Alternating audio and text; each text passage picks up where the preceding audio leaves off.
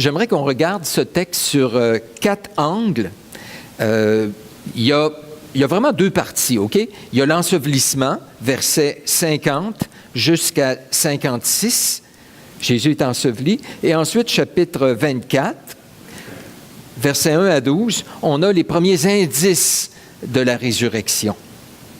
Et donc, ces textes-là, je les ai mis ensemble, puis on va regarder ça sur 4 angles, parce que je crois qu'il y a 4 grandes vérités qui sont là. OK? Premier angle. Luc continue son thème des réponses positives et favorables à la personne de Jésus.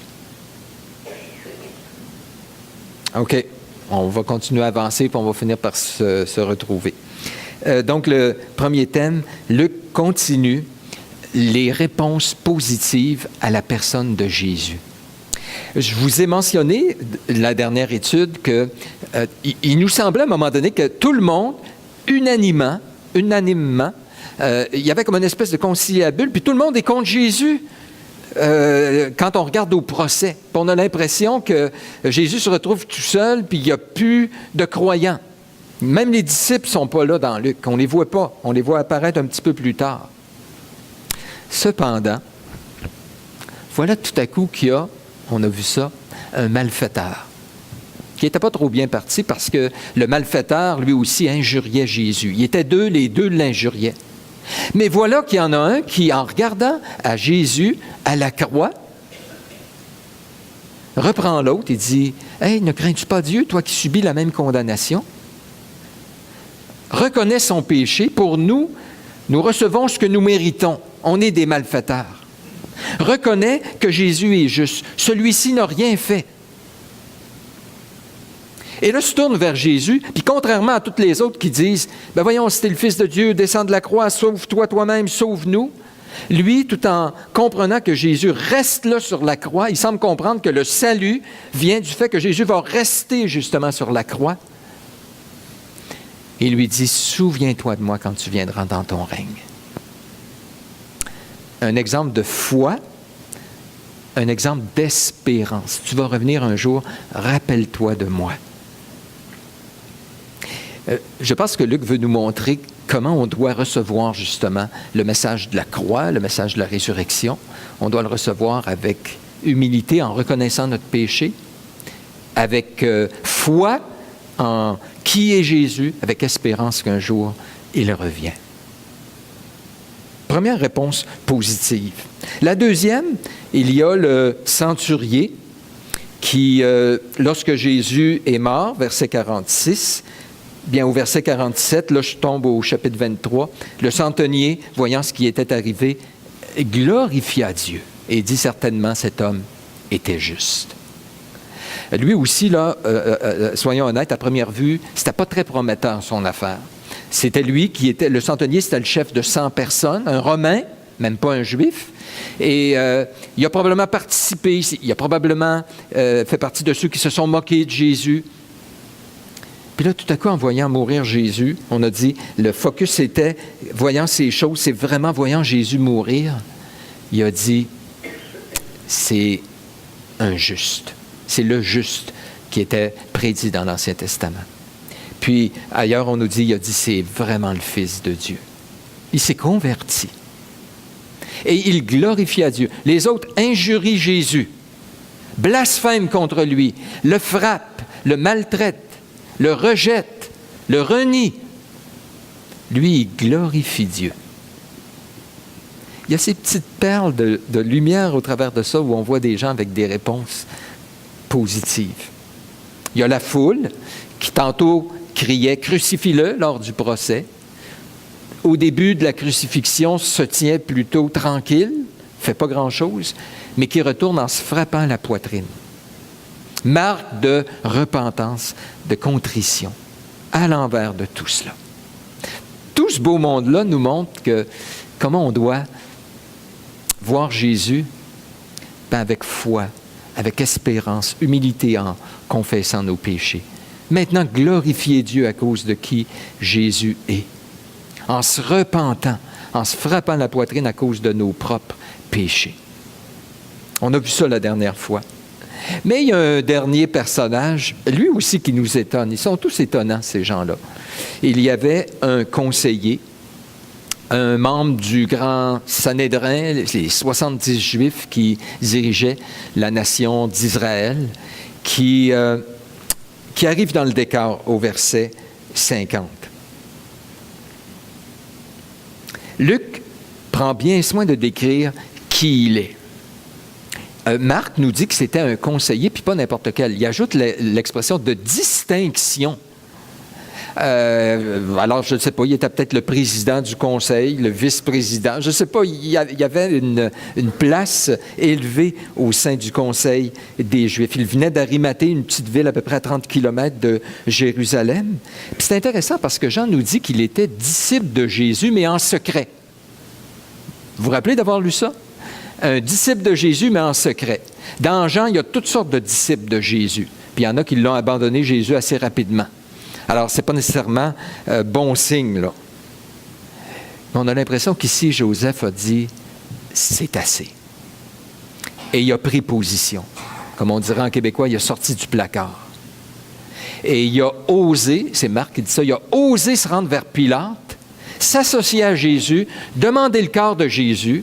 Il a osé prendre position. Comment vous pensez que les autres membres du Sanhédrin ont vu ça? Hein? C'est lui qui est favorable à Jésus, qui va, puis qui va même lui offrir une sépulture honorable, convenable. Il s'associe aussi à Nicodème. On voit dans les textes parallèles, puis Nicodème était avec lui pour faire tout cela. Ici, on ne le mentionne pas. Alors, Joseph d'Arimathée, lui, nous rappelle qu'un disciple de Jésus, il peut passer par un temps où des fois, il a honte, il s'écrase, il ne prend pas position. Mais le Seigneur finit par avoir victoire sur lui et sort de l'ombre et prend position pour le Seigneur Jésus. Comment allait s'accomplir la prophétie d'Ésaïe où on dit « On a mis son tombeau parmi les riches ». Riches. C'était écrit. C'est par Joseph d'Arimathée. Il était un homme riche. Luc ne le mentionne pas qu'il était riche. Luc ne présente pas un regard favorable envers les riches, puis prend toujours la défense des pauvres. Alors, il n'a pas voulu donner ce détail-là. On l'a ailleurs. Mais Jésus a eu une sépulture digne d'un roi. Il a eu un tombeau dans lequel personne n'avait jamais été placé. Ça vous rappelle aussi l'âne qu'on a amené on a placé Jésus dessus, un âne sur lequel jamais personne ne s'était assis, exprès pour le roi Jésus, digne de sa royauté. Un tombeau digne de sa royauté. Donc Joseph, je ne suis pas sûr qu'il était conscient de tout l'accomplissement des prophéties, tout ça, mais après avoir demandé la permission à Pilate, descend Jésus de la croix, lave son corps, l'enveloppe d'un linceul de linge, un linceul sur la figure, et le place dans ce tombeau avec des aromates.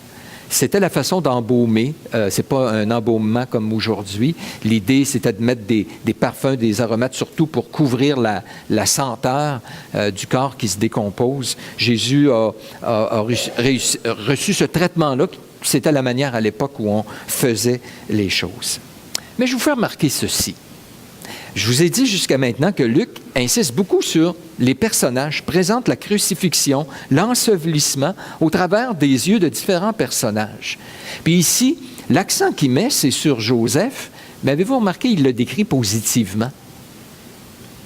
On nous dit qu'il était bon et juste au verset 50. On nous dit qu'il n'a pas participé à la décision et aux actes des autres du Sanhédrin, verset 51. Donc, il s'est dissocié d'eux. Est-ce qu'il était absent? Est-ce qu'il a voté contre? On ne sait pas, mais il n'a pas participé, ni à la décision, ni aux mauvaises actions. Et on nous dit au verset 51 à la fin qu'il attendait le royaume de Dieu, comme d'autres personnes. C'est intéressant parce que c'est comme si Dieu nous dit, vous les chrétiens, un vrai disciple, là, votre vie va être différente.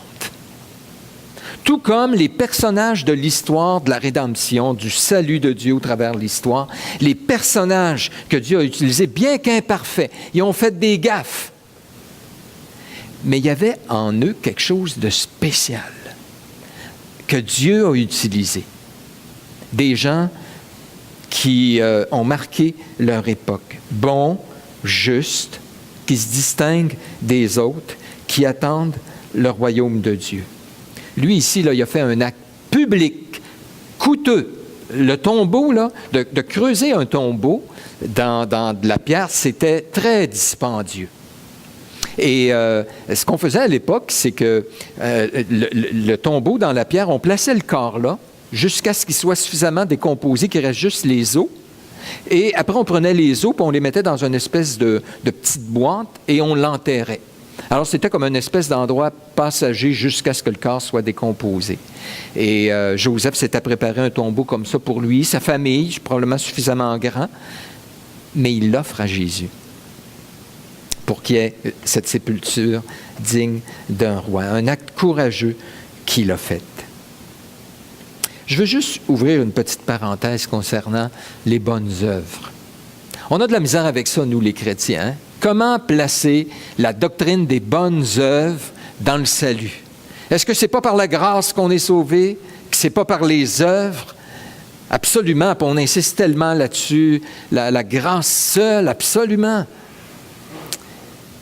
Mais ça se peut-tu des fois qu'on aille trop loin? La Bible parle aussi d'œuvres. Ou encore, on sait combien encore on est atteint par le péché, par la corruption, même nous les croyants. Puis on insiste beaucoup là-dessus, comment on doit confesser nos péchés, être contrit devant notre péché et qu'on ne grandit pas aussi vite qu'on voudrait, puis tout ça. Mais est-ce que ces doctrines-là nous amènent quelquefois à sous-estimer l'importance aussi des œuvres?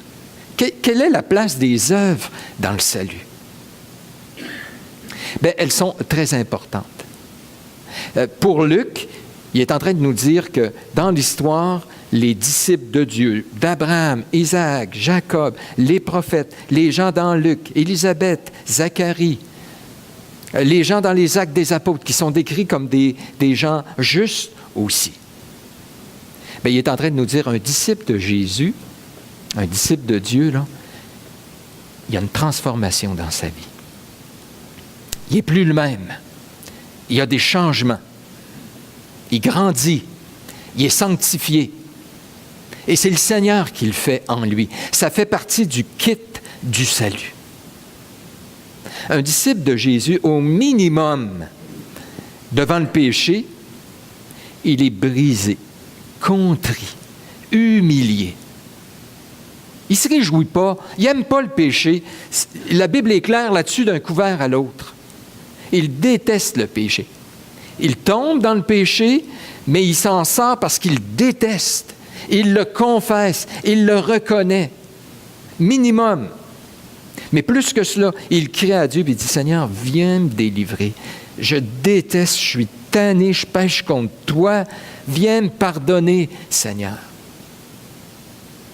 Et le disciple du Seigneur, parce qu'il est né de nouveau, parce qu'il a la puissance de la résurrection, on en parle. Il est transformé. Parce que le Saint-Esprit habite en lui et qu'on nous parle du fruit de l'Esprit. Il est transformé, il est changé. Ah, il n'est pas parfait, mais il grandit. Puis des fois, on ne le voit pas toujours à l'œil. Vous avez peut-être fait ça avec vos enfants, proche d'une porte, là, sur le cadre, vous mettez une petite barre là, où il est rendu, OK, à tant d'années, tant de mois, il mesure telle longueur, l'année suivante, puis là, vous voyez les marques, hein? Mais tu le regardes le soir, puis le lendemain matin, tu le regardes, tu n'as pas vu une différence nécessairement, mais c'est à la longue. Et c'est comme ça avec un enfant de Dieu. On expérimente une croissance. Des fois, on est les plus mal placés parce que intérieurement, on le voit, on voit notre cœur, on voit nos motifs. Il me semble, j'aime pas tant que ça Jésus. Puis, c'est difficile des fois pour nous Je parlais avec un frère cette semaine, puis il me disait ça. Il me disait, ah, me semble, puis il trouvait qu'il avançait pas vite. Puis moi, je lui disais, sais-tu, tu es un de ceux pour qui je rends tellement grâce à Dieu. Depuis que je te connais, là, ça fait peut-être 1 an et demi, je te vois grandir. Je te vois aimer les frères. Je te vois commencer à servir dans l'Église. Je te vois aimer la parole de Dieu. Je te vois être sensible, puis tu as peur des fois de blesser autour, puis tu viens souvent vérifier, c'est une niaiserie que j'ai dit, tout ça. Je rends grâce à Dieu parce que je vois l'œuvre de Dieu dans ta vie. Il y a des versets qui sont des bénédictions pour moi dans l'Écriture.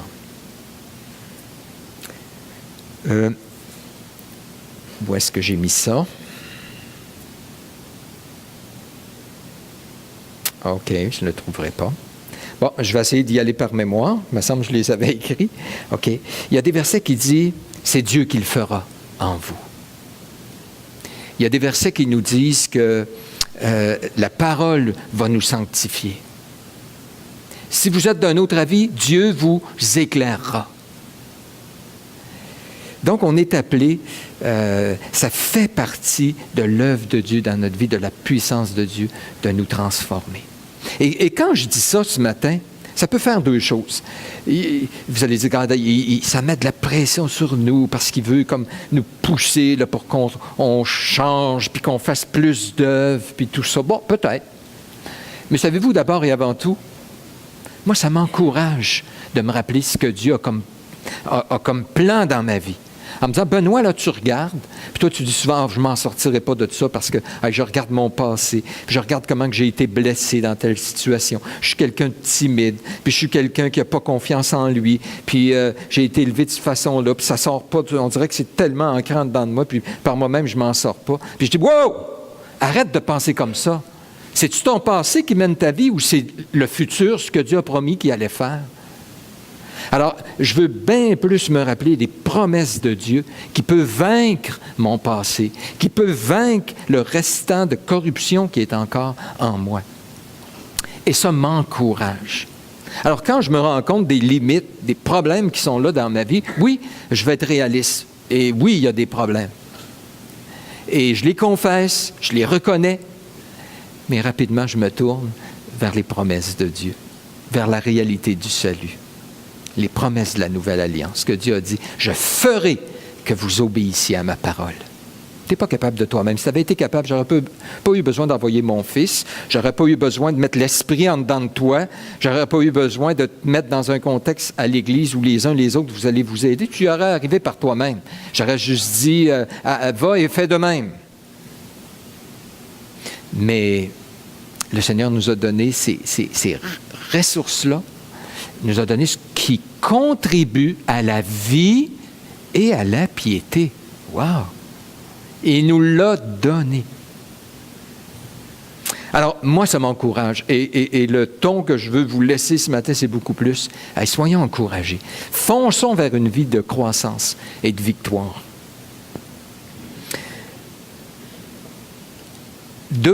Deuxième angle. Oh, OK, j'ai 4 angles. Je vais manquer d'angles. OK.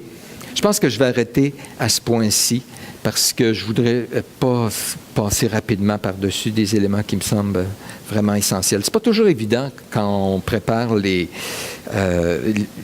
des textes de dire comment je vais pouvoir rentrer ça dans le temps. Mais bon, encore là, on laisse ça au Seigneur. Puis des fois aussi, il y a des choses qu'on ajoute sur le coup, qu'on ajoute, qu'on n'avait pas pensé ou planifié dire. Mais je crois que Dieu dirige au travers de tout ça. Je pense que c'est votre prière, n'est-ce pas? Hein? On va entendre Dieu le matin. On va entendre sa parole. Alors on prie, Seigneur, parle, mets l'accent là où tu veux mettre. Donc, priez pour vos enseignants. Et nous, notre prière, c'est Seigneur, utilise-nous dans ta grâce comme tu le veux. Donc, ce que je propose à ce point-ci, avant que les musiciens viennent nous conduire dans un temps de louange, d'adoration, de reconnaissance de qui est Jésus, qu'on puisse répondre à ce qu'on a entendu. Le malfaiteur a répondu, le centenier a répondu, la foule a répondu, Joseph d'Arimathée a répondu face à qui est Jésus. Bien, nous aussi, on veut répondre ce matin. Alors, allons dans un temps de prière, de louange. Je vous invite à faire des courtes prières bien fort pour que tout le monde puisse dire « Amen » à votre prière. Et ensuite, les musiciens vont nous conduire dans la suite pour qu'on continue à répondre devant la parole du Seigneur. Alors, prions ensemble.